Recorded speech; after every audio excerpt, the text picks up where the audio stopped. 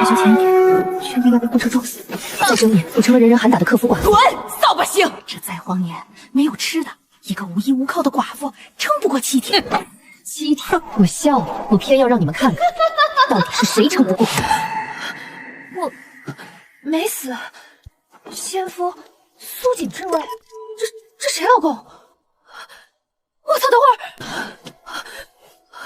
我穿越了！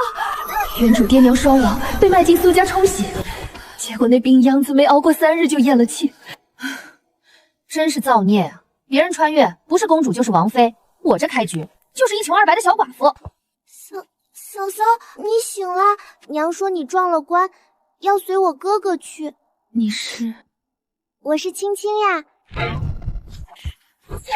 好啊！我儿尸骨未寒，你这丧门星倒先活蹦乱跳的醒过来了。要不是你这八字硬，冲喜冲进门，克死了我景儿，我儿能没？苏锦早已病入膏肓，这古代的医学条件根本无药可治，却把脏水泼到原主楼上。乡亲们都给我看着，不是我这当娘的心狠，是这扫把星活活克死了我苏家的独苗啊！这样的祸害再留在家里，迟早把我们一家老小都克死！带上这个瞎眼的赔钱货，给我滚出苏家！从今往后，你们俩是死是活，与我苏家再无半点干系。阿婆，这都连旱3年了，地里颗粒无收，要是把他们赶出去，不出7天就得饿死在外头啊！哼，饿死活该！怎么，你倒是好心，有本事你收留去啊！奶奶，你别打嫂嫂，我跟嫂嫂走就是了，再不吃苏家1粒米。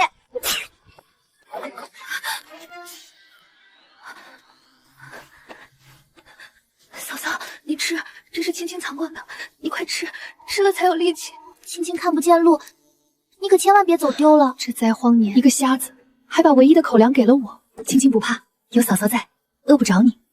罢了，既然来了，这条命我替你好好活。这镯子怎么这么烫？刚穿越过来就成了寡妇，已经饿了3天，再这么下去撑不过今晚。手镯，这是农场，活水、菜地，满仓的粮。我不是在做梦吧？自动捕获！老天爷待我不薄，把我扔到这灾荒年，前一刻还冻饿的在破庙里等死，一转眼又给了我一座取不空的农场。灾荒年，家家断拆。我一个刚被赶出门的寡妇，突然拿出白米细面，那是嫌命长。粗粮野菜，既能糊口又不扎眼。好东西得藏着，我一身的医药本领总算没白费。先把轻轻的烧退了。嫂嫂，好香啊！我是不是在做梦？不是梦，嫂嫂说过的，饿不着你。嫂嫂，这是我吃过最好的一顿饭。啥呀？咱这吃是哪来的呀？要是叫奶奶知道，我说半夜3更哪来的香味儿？还真叫你俩弄着吃的。娘，您瞧，我早说这丧门星鬼鬼祟祟的，这破庙里凭空哪来的吃食？准是偷了咱家的粮！你别胡说，嫂嫂没有偷东西。没有？那你们锅里的土豆是天上大风刮下来的！来人，给我搜！这土豆是我在山坳里挖的，与你苏家半点不相干。哼，你是我苏家的儿媳，连命都是苏家的，你挖的东西自然也都归婆家。还有你这镯子，也是我苏家的。不好，农场要靠这镯子才能进去，一旦被夺走，就是死路一条。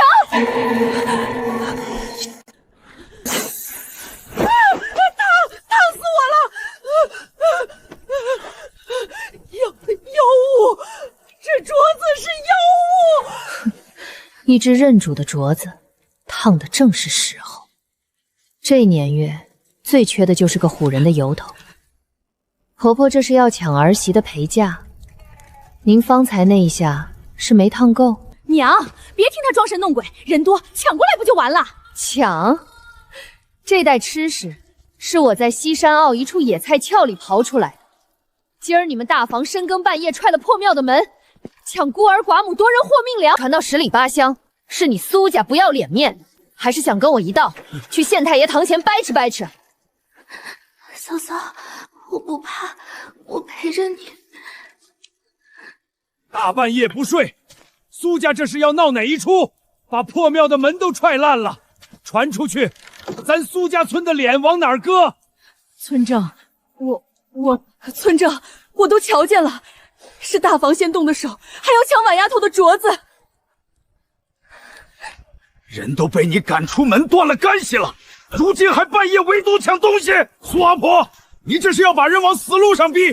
都给我滚回去！好得很，你给我等着！好了，都走了，不哭。这屋空着也是空着，你们先住下。这点陈米和被子是我老婆子的一点心意，别嫌少。村正的恩，苏婉记下了，来日定当报答。嫂嫂，这里有炕，不漏风了。咱们是有家了吗？一铺破炕，一把陈米，就能让这孩子高兴成这样。有家了，往后这就是咱们的家，谁也撵不走。连旱3年，地里颗粒无收，10周的米，撑死也就到开春。这一村老小，怕是熬不过这个冬了。土性未死，地脉还有水，这地救得活。村正，给我3天。3天做什么？3天后，我让这片死地里长出粮食来。一个寡妇还想从石头缝里抠出粮食，做梦呢吧？哟，吹大话也不怕闪了舌头，我倒要搬个板凳，好好看看你怎么把死地变成粮仓。笑吧，3天后，我让你们一个个把今天的话连着唾沫一起咽回去。肉，白米太扎眼，先用红薯，既能填饱肚子，又像是从土里刨出来的，天衣无缝。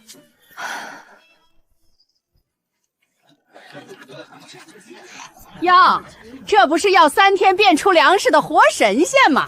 各位乡亲，这粥我不喝了，今儿是第3天，请村正和大家伙儿跟我去地里走一趟。我去，我倒要看看这死地里能长出什么名堂。都看好了，哎，装模作样，能刨出个红薯？死地里真刨出红薯了？是真的，是真编的，是真红薯啊！老天爷，咱们有救了！苏家媳妇，你这是救了咱全村老小的命啊！村正，快别这样，我逃荒路上跟一位老慢中学过一套沃土养地、择种深知的法子，再贫的地也能逼出几分肥力。只要大家肯信我，肯下力气，这法子我教给全村。我就说，我嫂嫂最厉害了。好你个赔钱货，竟真有这本事！这要是我家的金饷，可这红薯能种活，往后大片大片的种，得要水浇啊。咱们旱了整整3年，井都干了，水打哪儿来？水是个坎，可这道坎难不倒我。刨出来的红薯就那么多，吃完还不是饿死？没水，种下去的苗活不过3天，白搭。水有，就在那片洼地下头。咱们旱的是天，可地脉里的水没断。你怎么知道地底下有水？我逃荒时跟人学过看地脉，草色、土性、山的走向都藏着水的踪迹。那片洼地土色发暗，入夜反潮，底下必有暗泉。掘一口深井，引上来，全村的地就都活了。信！我老头子这条命都信他。青壮年的都跟我抄家伙挖井去！挖了一整天，脏不深了，连块湿泥都没有，我看就是白费力气。这口井的位置正对着空间灵泉眼的方位，差的不是地脉，是灵门一道活水。地脉深，急不得，今夜让井歇一歇，明早天不亮再挖最后几尺，出不出水就看明天。信我，都回去歇着。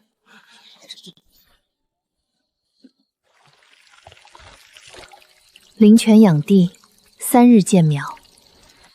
只要熬过这头一遭，让大伙儿看见活水，看见青苗，往后掘井蓄水，引流灌溉，就都顺理成章了。水，出水了！井底有水了！真的是水，清的、甜的，咱们有水了！歪丫头，你这哪是看地脉，你这是给咱全村引来了活命的水呀！水有了，苗出了，可这只是头一步，都听我安排。挖渠的挖渠，蓄水的蓄水，沤肥的沤肥，咱们自己的命自己种出来。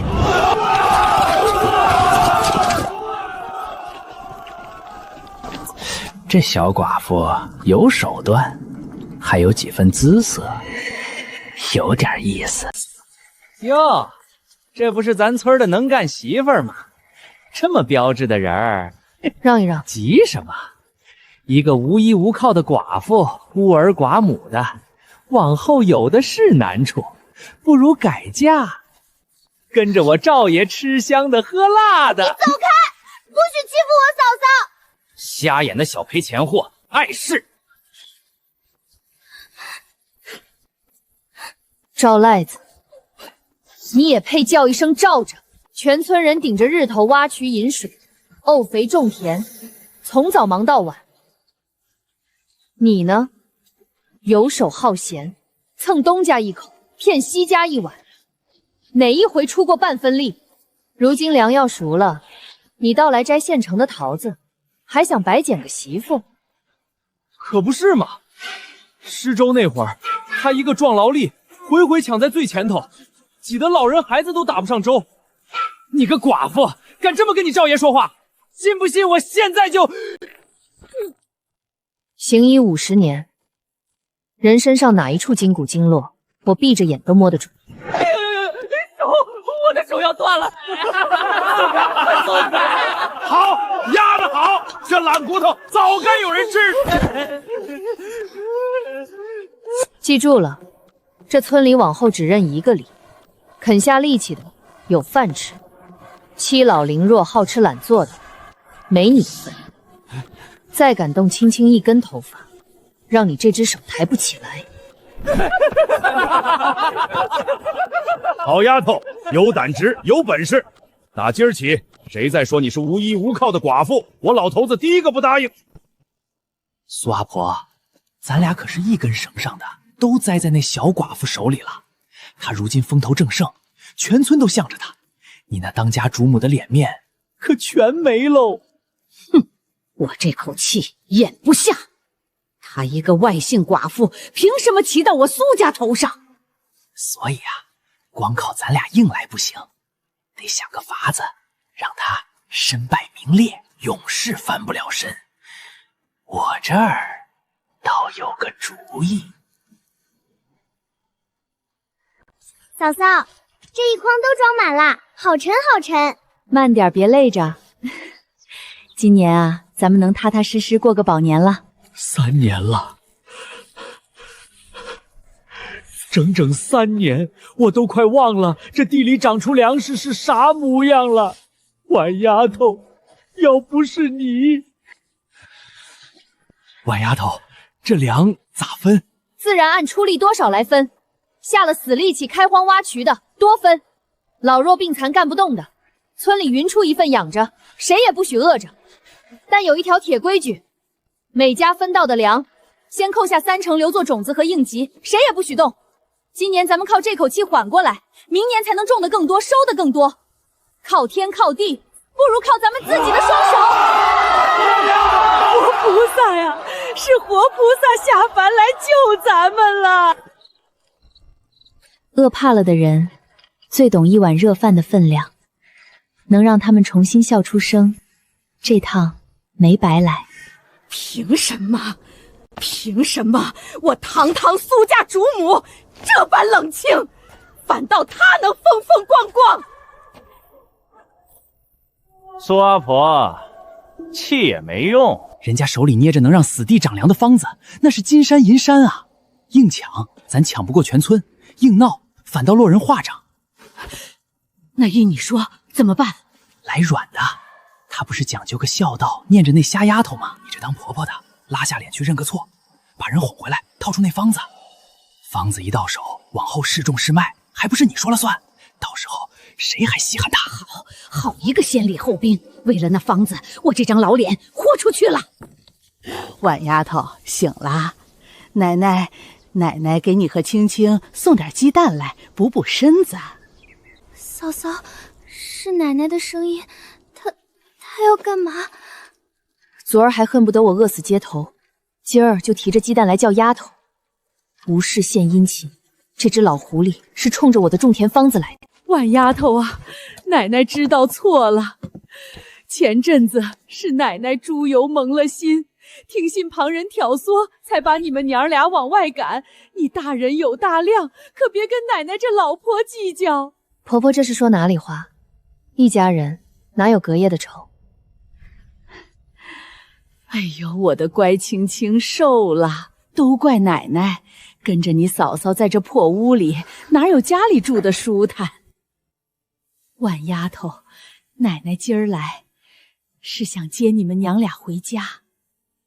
咱苏家好歹有几间瓦房，一口热灶，比这四面漏风的破屋强100倍。一家人热热闹闹住一块儿，互相有个照应，多好。嫂嫂，奶奶说要一家人，是真心的吗？黄鼠狼给鸡拜年，没安好心，看嫂嫂的。婆婆的好意我心领了，只是当初当着全村的面断了干系，立了字据的，这才几天又搬回去，传出去，乡亲们该说婆婆出尔反尔，说我厚脸皮赖上门了。倒不如就这么着，您是长辈，我和青青常去给您请安，岂不更妥当？好个滑不溜手的小蹄子，油盐不进！想空手套白狼没那么容易，我倒要看看你这戏还能演多久。婉丫头啊，回不回来都是小事，奶奶不强求。倒是奶奶听说你有一套能让死地长粮的好方子，你看咱家那几亩地也荒着可惜了。你是苏家的儿媳，这肥水总不能光留外人田吧？那点种田的法子，就当孝敬孝敬奶奶，教教奶奶呗。来了，绕了这么大一圈，狐狸尾巴终于露出来。婆婆既开了口，都是一家人，我若藏着掖着，倒显得我小气了。哎，对，一家人，你快说。这方子到底咋种？肥要捂足3日，红薯块要切了芽眼，深埋1尺。记住，越密越好，种的越紧，收的越多。雾肥深栽是真，密植催苗是假。没有灵泉养着，种的越密，烂的越快。我倒要看看，一颗贪心能把这好方子作践成什么样。听见没？这可是能让死地长粮的独门方子，咱家几亩地全种上，今年的收成定压他一头。娘，光自家种太亏了，这方子金贵，不如咱拿去卖给邻村那些断了粮的大户，1亩地收他们几斗钱。对，还有镇上的大粮商，听说正四处寻能救荒的法子，卖给他们，开价比你邻村还高。种着自家的，卖着外村的，2头赚。娘，咱这回可要发了！好主意，对，得卖。还有村里那些泥腿子，谁想跟我学，也得拿粮来换。我倒要靠这方子发他一笔横财。娘，这方子是人家婉丫头白教咱们的，咱转头就拿去卖，去坑村里乡亲。哎，这吃奖是不是太难看了点儿？妇人之仁，钱到手才是真的。少废话，明儿就下种。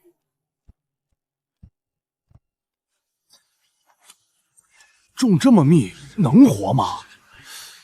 婉丫头教咱们的可没这么急啊。懂什么？这叫独门秘方，你们那是没学到家。等着瞧，今年我苏家的收成准保压你们全村一头。到时候别来求我卖粮。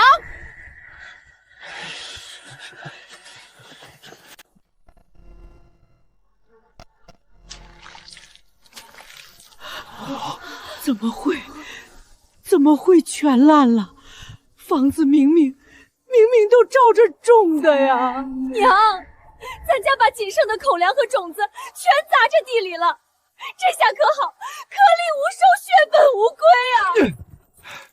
我就说不该摊那么多，种那么密，这下倒贴进去多少种子钱？怪我了，方子是娘从苏婉那儿巴巴巧来的，要怪就怪娘当初鬼迷心窍去招惹那灾星。放屁！是你们一个个嚷着要卖发子，要发横财，往死里密种，我拦得住吗？行了，别吵了，粮也没了，种子钱也搭进去了，炒能炒出1粒米来吗？这日子没法过了，眼看就要断顿儿，娘，你得给我们一个说法。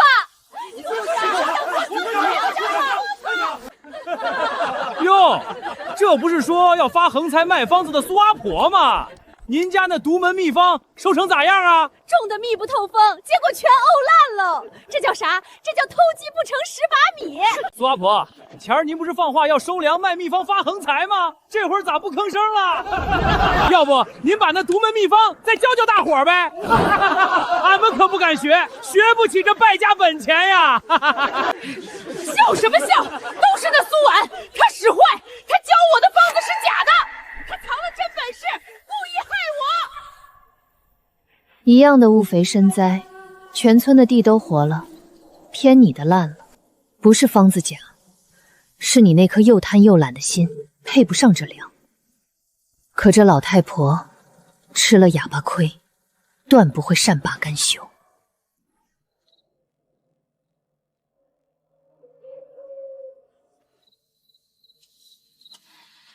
白娇的房子是假的，那真是不是必定还藏在他屋里。我倒要亲眼看看他到底是咋让死地长粮的，偷也要把那真秘方偷出来。来了，这老太婆到底还是按耐不住，幸亏没动镯子，这秘密半分都不能漏。睡得正死，秘方藏哪儿了？真有秘策，这下真本事跑不了了。婆婆深更半夜翻儿媳的屋子，怀里揣的是什么？我睡不着，过来看看你们娘儿俩。看看你们娘儿俩，看进我的箱子里。怀里那本种田要术也是来看看的。那册子里头记得全是我故意写的歪方子，外带几笔他背着全村盘算卖发坑人的勾当。偷得越欢，明儿摔得越响。行啊，您揣着吧。明儿一早，当着村正和全村的面，咱们再把这本药术好好念一念。血口喷人，我没偷，这小子是我自己的。是你的？那好，村正，您翻开念念，看这册子里都写了些什么。方子卖邻村王大户30吊。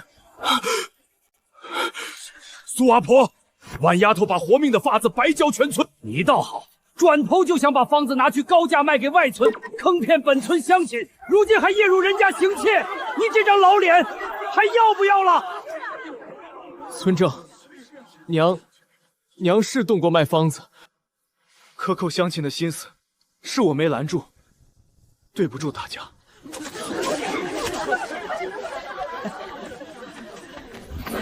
偷鸡不成，还当众丢了人吧？我早说了，软的硬的都不顶用。这种女人得让她身败名裂，永世翻不了身。你说的对，我跟她没完，只要能毁了她，让我做什么都行。你那主意到底是什么？快说！好一招借刀杀人，就这么办？陈大人亲自送赈灾粮下来，真是体恤咱们这些苦命百姓。都起来，朝廷拨粮赈灾，本就是该当的。诸位乡亲熬过这3年不容易。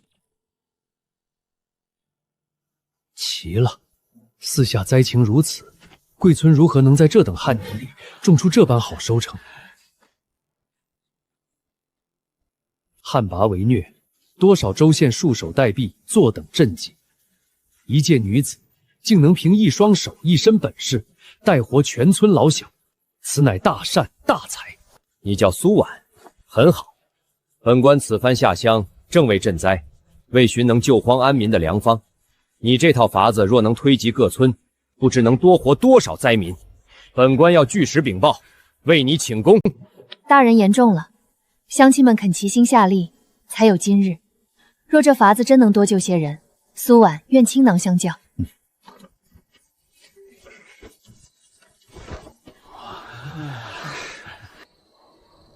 瞧见没？他如今连关老爷都高看一眼，眼看就要平步青云了。咱们要动手，就趁现在。这批官粮就是现成的刀。你是说神不知鬼不觉，弄走一批官粮，再悄悄塞进他苏婉的地窖，到时候官粮一短，咱们头一个举报，人赃俱在。到赈灾官粮，看他怎么洗得清。再大的本事，再大的功劳，也得栽。好，就这么干。我倒要看看他还能不能再风光下去。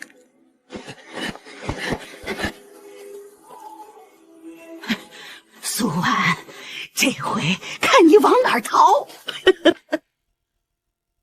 藏这儿，神不知鬼不觉。等明儿官府一清点，发现官粮少了，咱们头一个举报。人赃俱在。他苏婉就是浑身是嘴也说不清。好得很，他不是有本事得关老爷青眼吗？偷盗赈灾官粮可是大罪，我倒要看看这回谁还护得住他。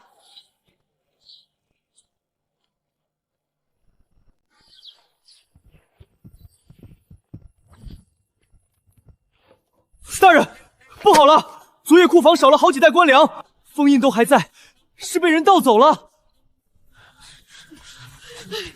大人，草民要举报，这官粮是我那儿媳苏婉偷的。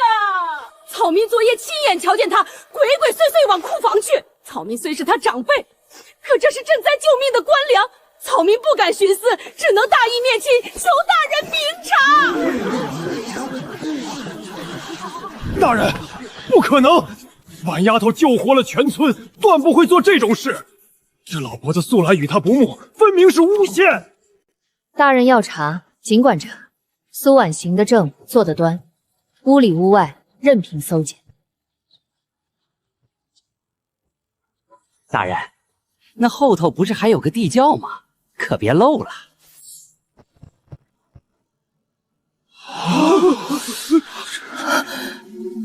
好狠的借刀杀人，趁我不备，把赃粮埋进我的地窖，人赃俱在，这是要把我往死里逼。人赃俱获，苏婉，你还有何话说？大人，这粮是有人趁夜栽赃，我若真偷官粮，又怎会大大方方请大人来搜？此事疑点重重，恳请大人详查。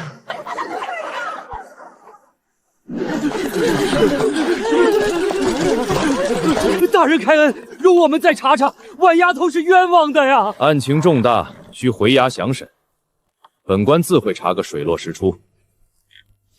不会冤枉好人，也不会放过真凶。不要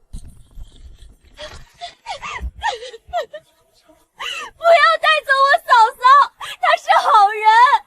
嫂嫂，青青不怕，嫂嫂没做亏心事，很快就回来。听话，去村正爷爷家等我。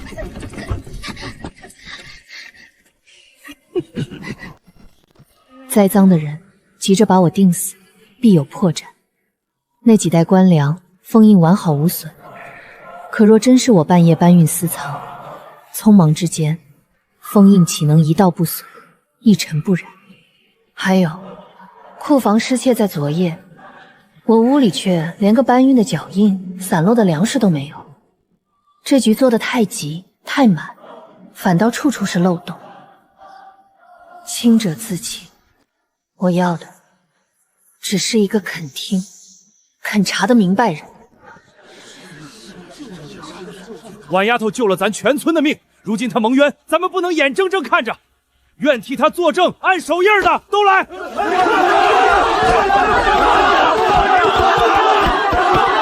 婉丫头那样的好人，要是被冤死，老天爷都不答应。我按，我也按。再凑些钱，给婉丫头请个壮士。嫂嫂会回来的，嫂嫂说话算话。在这世上，没人拿我当人。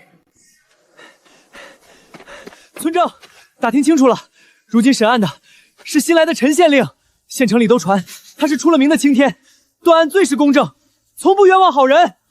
好，是陈大人，那就有救了。婉丫头是清白的，遇上明断的青天，真相迟早能水落石出。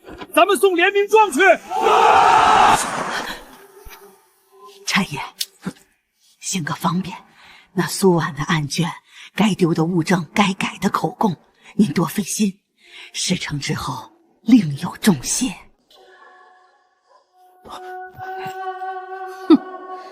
纵你那县令是青天，证据先被我做了手脚，我看你苏婉还怎么翻得了案？大人，民妇只问2句：其一，那几袋官粮封印完好无损，若是民妇连夜搬运私藏，匆忙之间，封印何以一道不破？其二，库房昨夜失窃，民妇屋里地上却无半点搬运的脚印与散粮，还请大人明察。大人别听他巧舌如滑，人赃俱获，粮就在他家地窖里搜出来的，还有什么好说？就是铁证如山，这妖女还想狡辩？地窖人人能进，粮是死的，话是活的。我倒要问一句，你2人怎知我屋后有那处荒废多年的地窖？又怎知今早官差一搜便着？若非早有预谋，亲手所埋，何以这般笃定？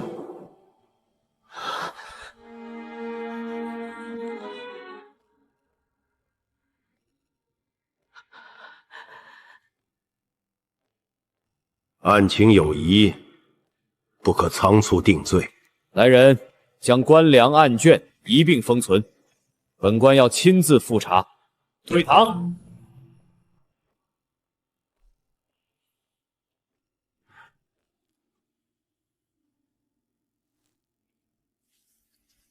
封印齐整，泥色却比库中存粮新了1分，倒像是事后才挪动的。大人，那苏家阿婆催得急，会不会另有隐情？苏婉救活全村，口碑在外，偏她那婆婆素来与她不睦，举报却又如此急切，此案急不得。你暗中去查，失窃那夜库房周遭可有人走动？可那苏阿婆一口咬定亲眼所见，又催得急，万一拖久了，传到上头，说大人徇私放纵了偷粮的人。本官断案，只认证据，不认聒噪。他越是催得急，咬得死，本官越要查得细。你只管悄悄去访，旁的不必管。是，小的这就去。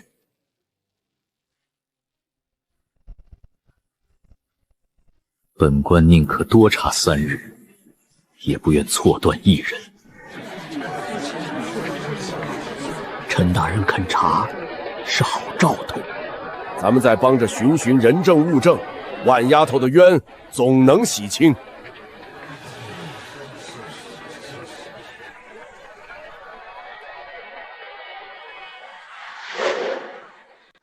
那县令是个较真的，真要查下去，封印的事迟早露馅儿。得赶紧把库房那边的脚印抹了，再使银子，让那小衙吏把案卷里对咱们不利的地方改了。那举报的口供呢？万一对不上，咱俩连夜对好说辞，咬死了是亲眼所见，谁也别松口。只要熬过这几日复查，把证据做实，神仙也救不了他。可那县令偏偏要验封印、查脚印，我这心里直打鼓。万一露了馅儿，万一事到如今你还想缩头？粮是你指的地窖，银子是你塞给衙役的，你我早是一条绳上的蚂蚱。这会儿松了口，头一个下狱的就是你。我没说要缩头，我是说得做得再干净些，别留把柄。这就对了，只要没人多嘴，谁查得出来？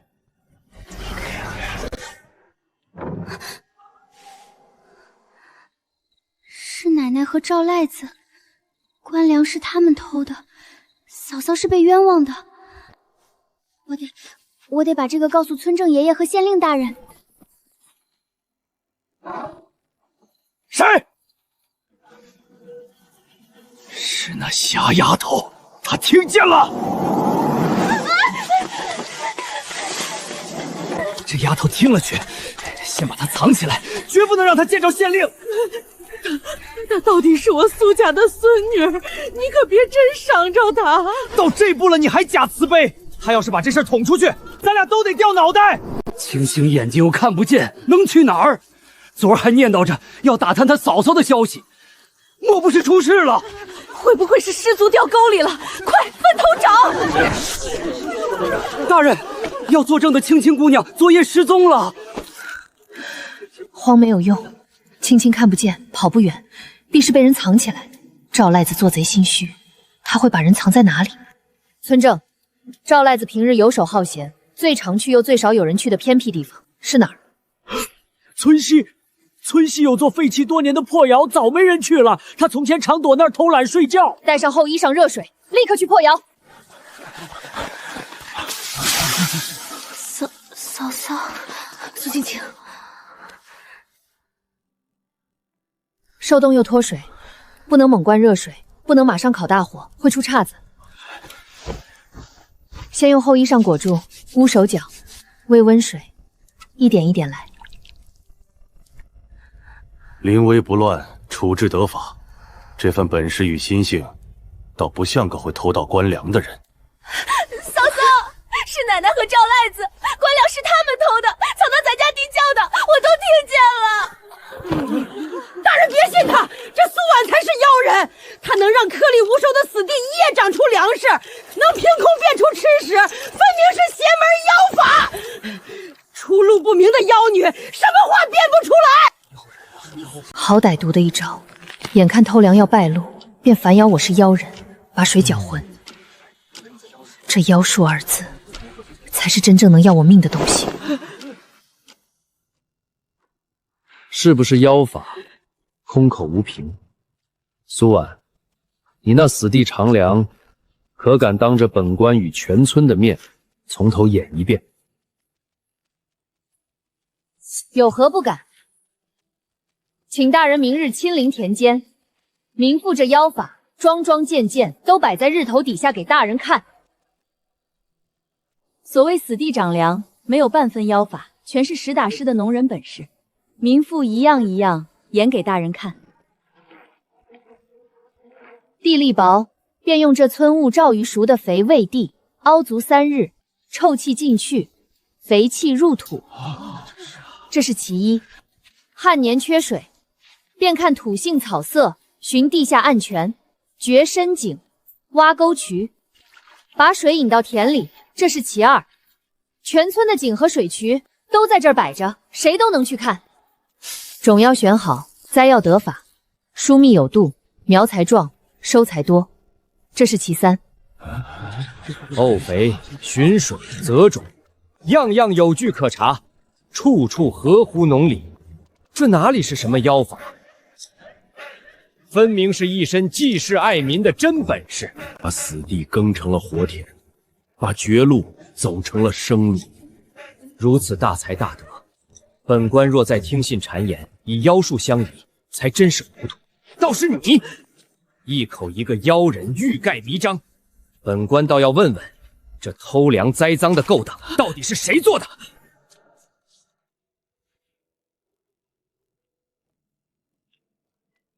大人，库房后窗的门夹是从外撬开的，窗下泥地有2行脚印，一深一浅，一个往破窑去，一个往苏阿婆家方向去。这泥色与苏婉地窖的土不同，倒和库房后这片洼地的土一般无二。粮是从这窗户倒出，再栽到他家去的。脚印、泥土、翘痕，桩桩都对上了。真相已经不远了。赵赖子，跳窗倒梁的脚印是你的，往破窑去的脚印也是你。梁从这窗套出，栽进苏婉地窖，人证物证俱全，你还有何可辩？大人饶命！不是我一个人，是苏阿婆要害苏婉，她许我好处，让我撬库房栽赃藏粮，也是她默许的。我只是听她使唤啊！赵赖子，你血口喷人！我几时让你偷梁栽赃了？分明是你自己起的歹心，如今想拖我下水。好你个苏阿婆，过河拆桥！没有你许的银子指的地窖，我吃饱了撑着去害苏婉。银子还是你亲手塞我怀里的，你含血喷人！一个说指了地窖许了银子，一个说只是听使唤。你二人不必急着撇清，是非轻重，本官自有公断。大人，赵赖子素来听苏阿婆使唤，前番他夜掏苏婉秘册，当众构陷，全村都看在眼里。这回栽赃官粮，害人入狱，主谋就是他。不关我的事儿，是赵累子自己干的，他攀咬我。你还想撇清？藏粮的地窖是你指的，银子是你塞给衙役的。好狠的心肠！人家救活了全村老小，你们竟为了一己私怨，把恩人往死里害！盗窃赈灾官粮，栽赃陷害，桩桩属实。苏婉蒙冤，至此可雪。婉丫头，是咱们差点就错怪了你呀。我信大人明察，也信乡亲们的眼睛。身正不怕影斜，这一遭我从没怕过。此事重大，牵涉赈灾官粮，本官需一律论处，以儆效尤。明日午时当众宣判。经查实，赵赖子游手好闲，受人指使，撬盗赈灾官粮，栽赃良民，数罪并罚，罚服苦役，以儆效尤。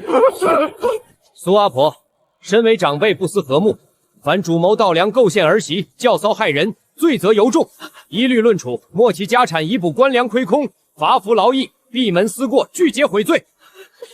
大人饶命，我知道错了，求大人开恩，饶了我这条老命。善恶有报，你若早存一分良心，何至今日？罚你不为别的，是要叫你也叫世人都明白，害人者终害己。大人罚得对，这种黑心肝的就该重重的罚，省得他再害人。可到底是青青的亲奶奶，我糊涂，我猪油蒙了心。求大人，求乡亲们给我这条老命留条活路啊！苏婉，灾年之中，蒙受不白之冤，仍坦荡自正，临危救人。今日，本官当着全村父老，还你一个清白与公道。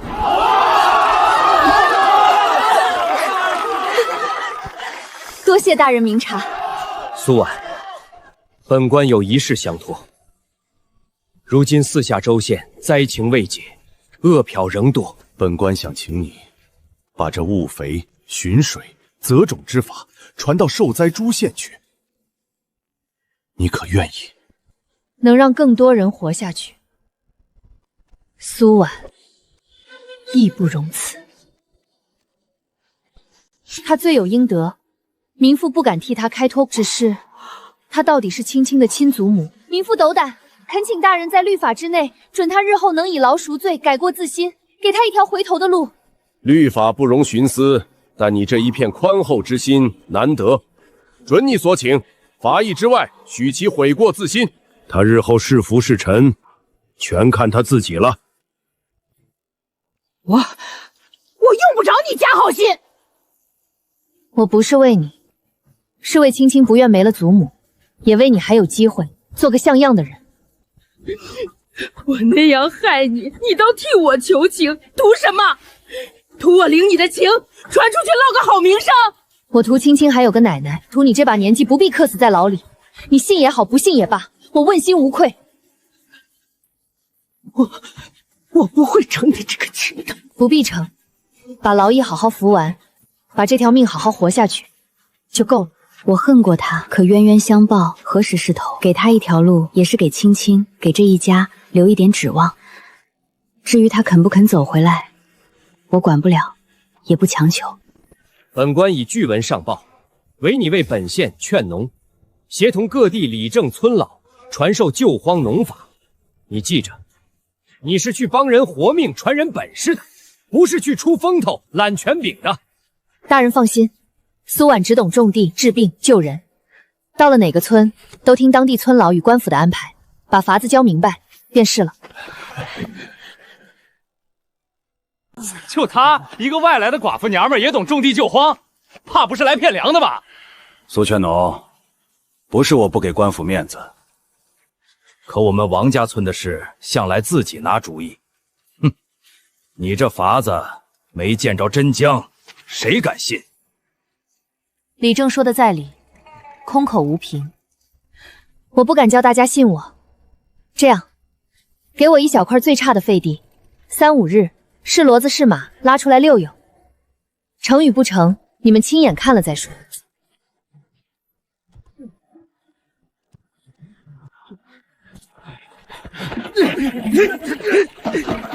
李正，与其抢着一口井，不如顺着村东那道土沟掘几口深井，挖渠蓄水，水够了，自然不必争。如何分，如何用，还得您和各位村老定个章程，大家才服。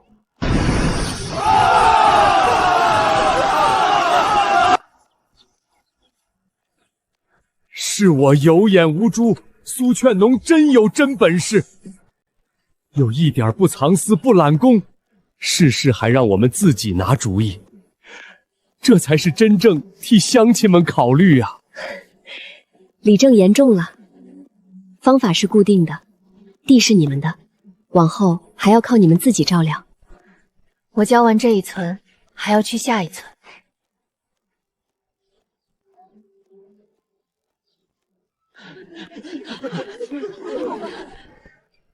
劝农，叫人自己种粮自救。他这一套若推开了，灾年里谁还高价买我囤的粮？这女人挡了我的财路。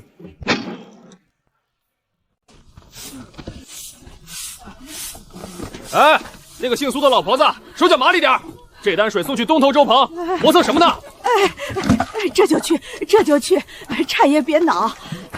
天爷，外头竟苦成这样！我从前守着几间瓦房，一仓余粮，还嫌不够，处处算计。人家苏婉却把活命的法子一村一村的往外送。奶奶，我和嫂嫂路过这儿，这个红薯你吃，你别累坏了身子。我不配，你拿回去自己吃。嫂嫂说，一家人没有隔夜的仇，奶奶吃。青青，奶奶当年骂你是赔钱货，把你跟你嫂嫂一块儿赶出门，你咋还肯叫我一声奶奶？嫂嫂说，记着别人的好，日子才过得下去。奶奶不疼了吗？你快吃呀。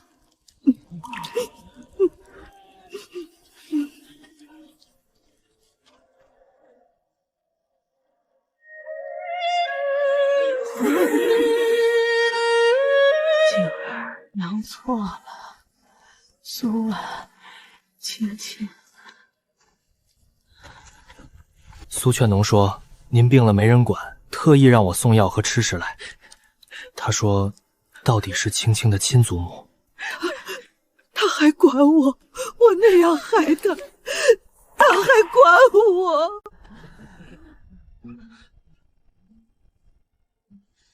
是积劳受了风寒，又郁结于心，引动高热，光吃成药不够。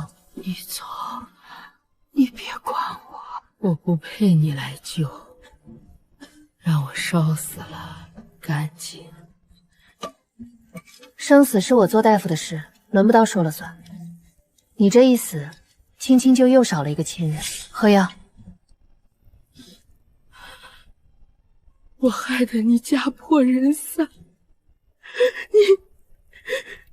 你怎还肯？我救的是一条人命，跟你是好是坏没关系。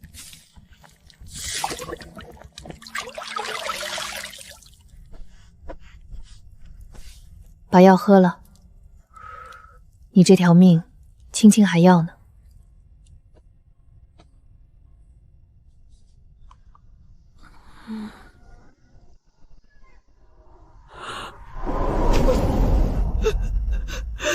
苏婉，不是我对不住你。当年我猪油蒙心，赶你、害你、栽赃你，还要害青青。我不是人了，你以德报怨我还有什么脸活着？错了，知道认，就还来得及。我救你，不是要你报答，是不想青青没了亲人，也不想你到死都背着这身罪。往后的路，你自己走。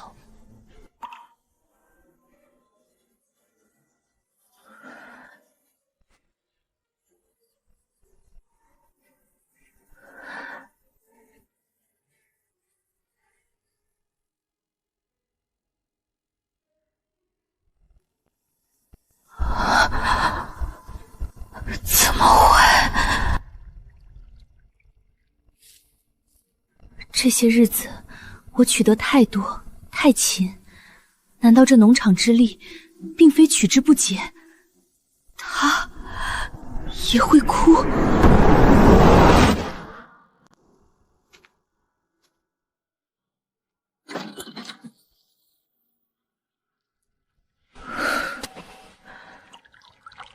我明白了，这阵子为了接济一村又一村，我把它当成了取之不尽的粮仓，日日大取特取。原来他也有底，也会累，也会哭。我把它当成了取之不尽的粮仓，日日大取特取。天底下哪有白来的东西？这农场之力竟是有代价的。我若再这样竭泽而渔，怕是连这最后一点生机都要被我取没了。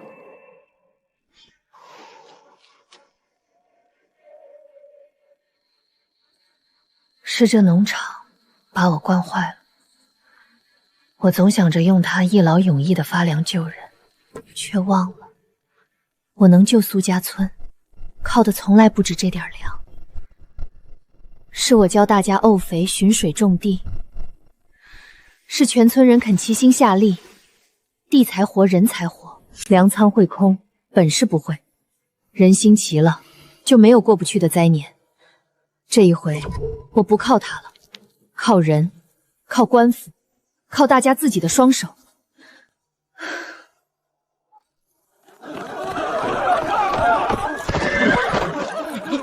不好了，临县遭了蝗灾，铺天盖地的蝗虫过境如黄巢，所过之处寸草不留，正往这边压过来。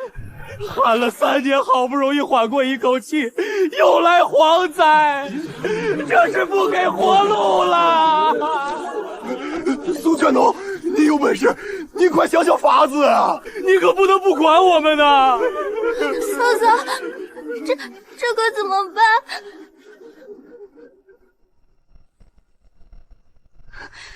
你可不能不管我们呐！慌，只会自乱阵脚。蝗虫再凶，也是能治的。都先别乱，听我的。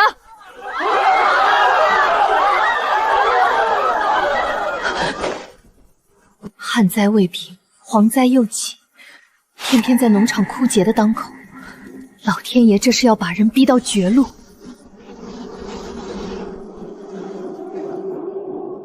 大人，蝗灾凶猛，但并非无法可治。民妇有几条浅见，成不成，还请大人与各位理政定夺。你但说无妨。其一，蝗虫时青年，当务之急是抢收，凡能收的庄稼，先抢割入仓，减少损失。其二，蝗虫怕火，畏钩，可在田边连夜挖深沟燃篝火，夜里以火光引诱，驱入沟中焚杀。其三，鸡鸭最善啄食蝗虫，可把各村的禽群尽数赶到田里，借禽至中。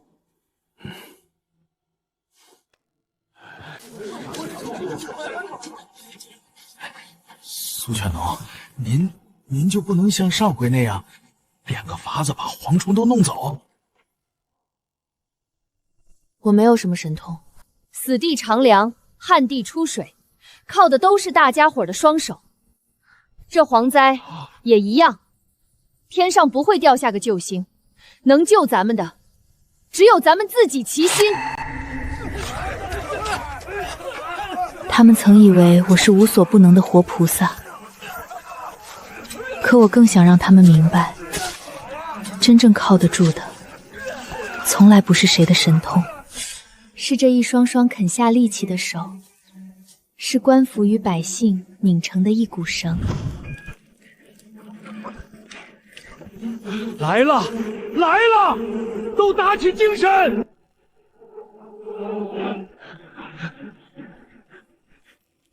天爷，这么多虫子，咱们真挡得住吗？挡得住！他怕火，怕钩，更怕咱们这成百上千双手。都给我稳住！人在，田就在。都听苏劝农的，点火，保住咱们的命根子！点火！按方才说的来，这一关咱们一定能过。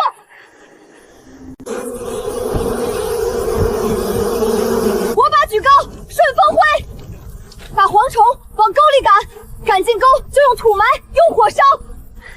抢收的别停，能割一火是一火。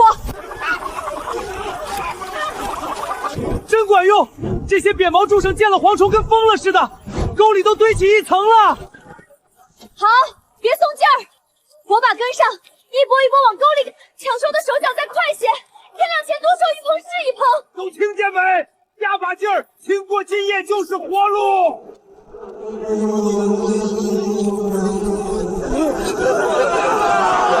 完了完了，这么多虫子根本灭不完，别管田了，逃命要紧啊！站住！这会儿一逃，田就全完了，京东全村老小都得饿死。蝗虫再多也怕火，怕钩，怕咱们这么多双手，村正都没退，你们慌什么？苏劝农说的对，这是咱们的命根子，拼了！都给我顶住！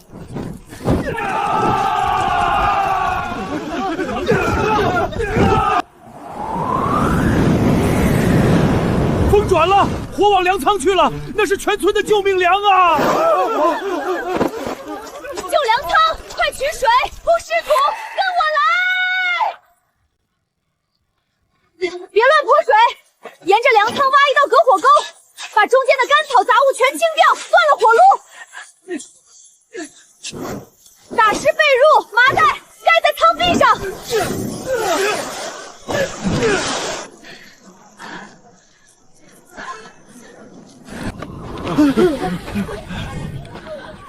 我这条命是你救的，这点力气就还给乡亲们。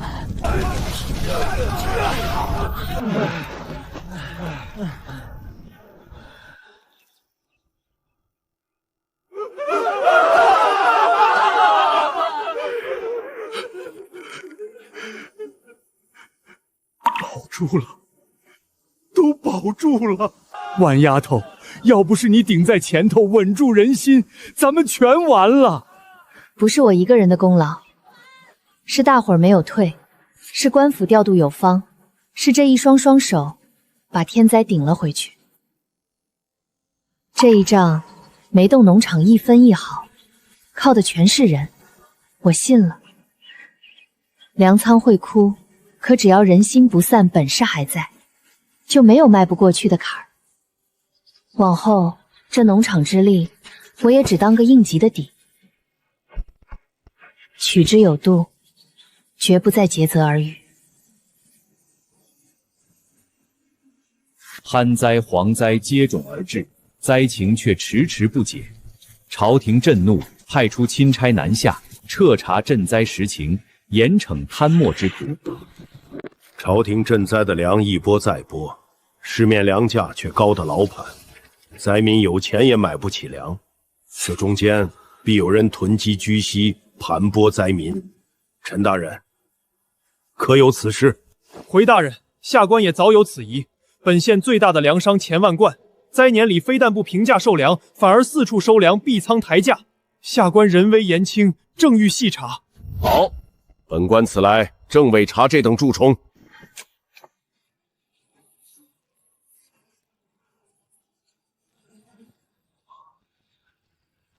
都说这一带的活路是你一个女子带出来的，你且说说是如何做到的？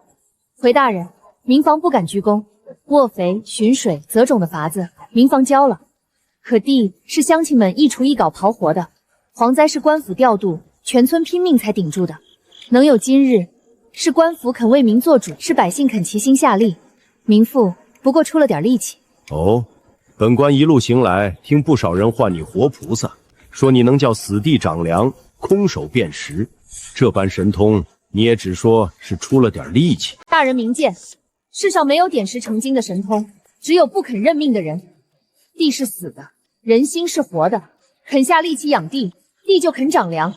这话，民妇敢对天、对大人、对全村父老说。不贪功，不揽名，难得。这救荒之法，若能推及各地，是万千灾民之福。本官定当续实奏防朝廷。人人都自己种粮自救，灾年里谁还来买我囤的高价粮？我这满仓的粮岂不成了烂草？这女人断我财路，引钦差查我，留不得。东家的意思是，钦差不是在查贪墨吗？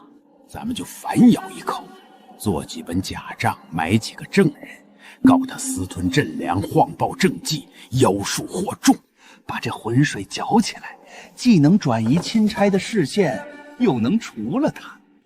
12鸟。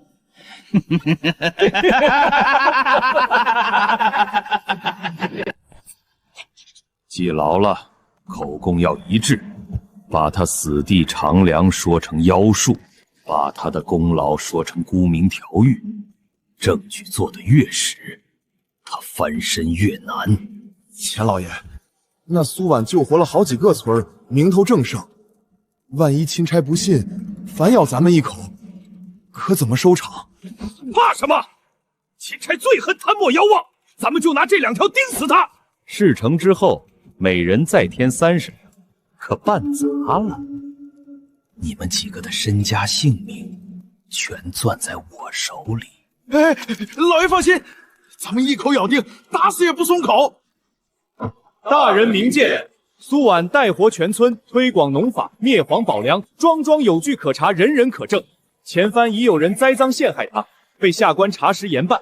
如今又有人故技重施，其中必有蹊跷。大人要查，民妇求之不得。民妇所行，无一不可对人言，只恳请大人连同那告状之人的底细、那本账的来路一并彻查，是非真假，自会水落石出。好，本官最恨构陷栽赃，此案本官亲自彻查，绝不冤枉好人，也绝不放过真凶。钱老爷做的那些坑害灾民的勾当，小的实在看不下去。这本真账，小的偷偷留了下来，愿为苏劝公作证。多谢，有这本账，有被他逼得卖儿卖女的灾民作证，再加上他伪造的假账漏洞百出，他想构陷我，反倒把自己的罪全抖了出来。万事俱备，只等明日当着钦差的面一并了断。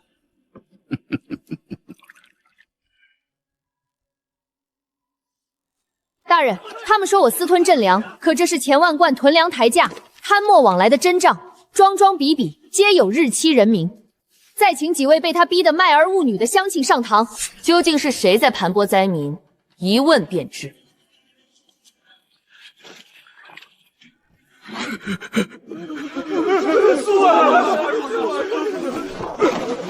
一派胡言，这账是假的，是苏婉买通账房，伪造来污蔑本商的。钱老爷，这账上每一笔强买强卖，克扣盘剥，都是小的亲手记的，按的是您的私印。您敢当堂验一验这印吗？你这忘恩负义的东西！田万贯，灾年之中，你囤积居席，哄抬粮价，盘剥灾民，已是死罪，又伪造账目，买证构陷义民，扰乱赈灾，罪加一等。来人，拿下！一律严办，抄没家产。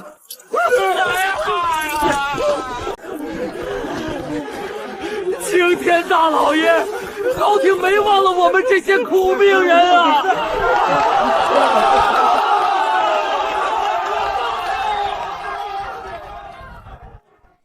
风波总算平了，可这只镯子，这座农场，到底因何而来？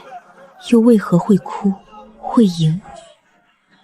是时候弄明白了。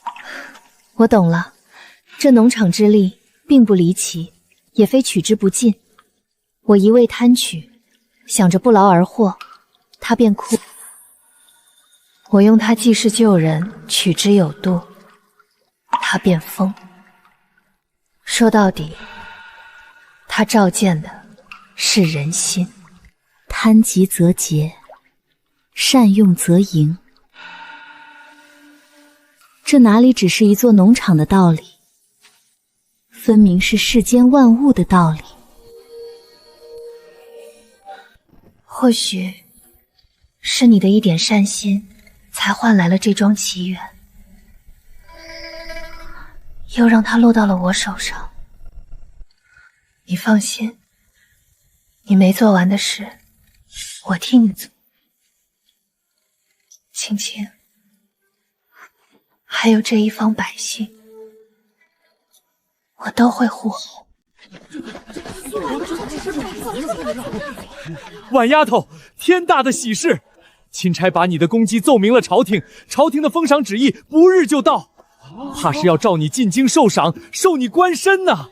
哎呦，咱们村要出贵人了！婉丫头，往后可别忘了乡亲们呐！进了京，那可是吃皇粮、住大宅，谁还稀罕咱这泥腿子的活计哟？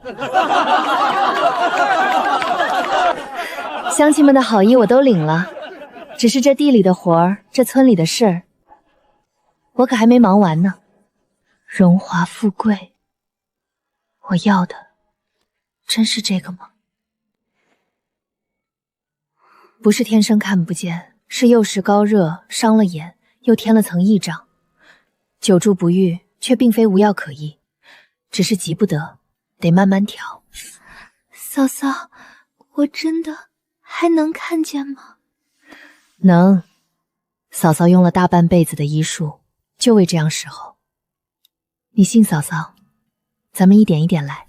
青青，慢慢睁开眼，别怕。嫂嫂，我有点怕，万一还是黑的，可怎么办？有嫂嫂在，睁不开，咱们就接着治。睁开了，你就能看见这大好的天了。来，慢慢的，别急。嫂嫂，我看见了，我看见了，我看见你了，你长这样，比我想的还好看。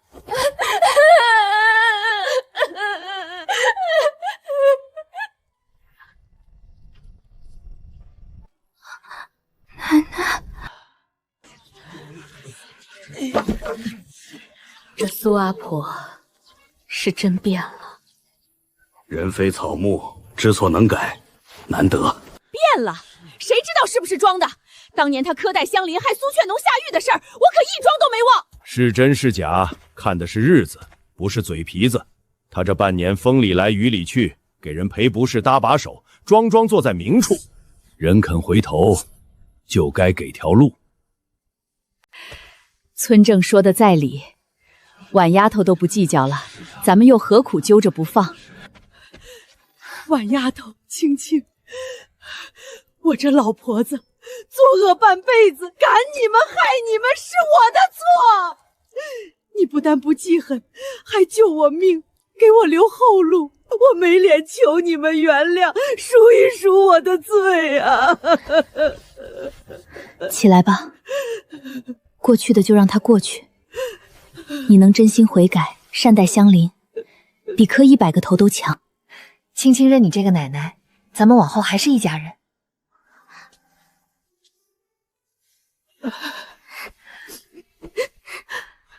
以怨报怨，只会结下更深的仇。给人一条改过的路，也是给人间多留一分暖。他肯回头，便是好的。万丫头，朝廷的旨意到了，快接旨！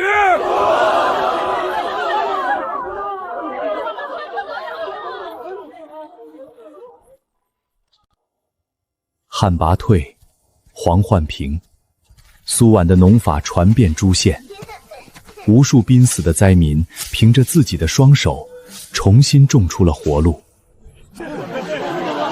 苏婉，这是天大的恩典，入京受赏，加官进炉，从此可享荣华。你可愿随本官入京？婉丫头，这可是天大的体面，多少人求都求不来，你只管去。村里有我们守着。去了京城，往后可就难得见着了。可这么大的福分，咱也不能拦着你呀。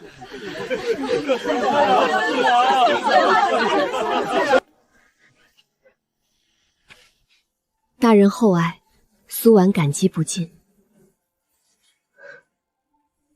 只是民妇有一个不情之请，比起京城的荣华，民妇更想求另一样东西。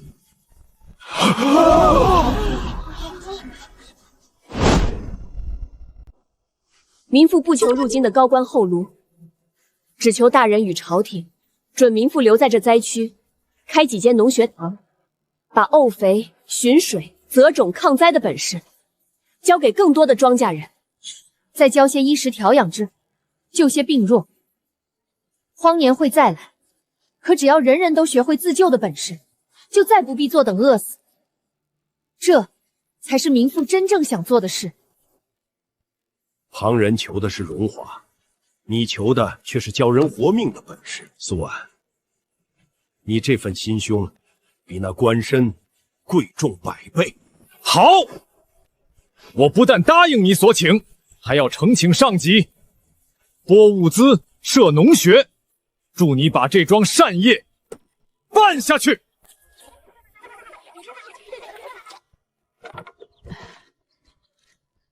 嫂嫂，我以后也要像你一样治病、种田、救人。好，咱们一起。婉丫头，学堂里挑水、烧灶、撒草这些粗活累活，就交给我这把老骨头吧。我别的本事没有，出把力气还成。成，您肯踏踏实实做事，乡亲们都看在眼里。从前那个被赶出门、被断言活不过7天的无依寡妇，如今成了这许多人的依靠。